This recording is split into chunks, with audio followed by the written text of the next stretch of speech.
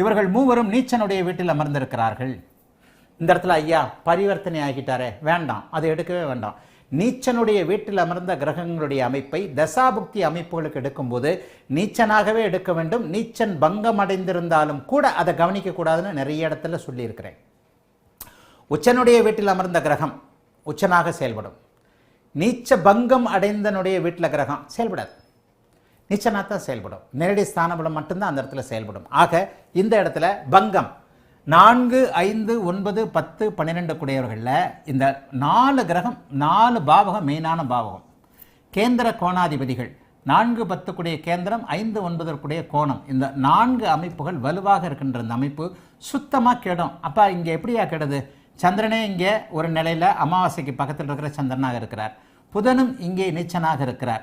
சனி இங்கே அந்த இடத்துல நீச்சனுடைய குருவின் வீட்டில் தான் பரிவர்த்தனையாகி இருக்கிறார். இத்தனை அமைப்புகளையும் இந்த இடத்துல தர்மகர்மாதிபதி யோகம் மற்றும் சனி ஆகிய இந்த யோகம் கண்டிப்பாக செயல்படவே படாது.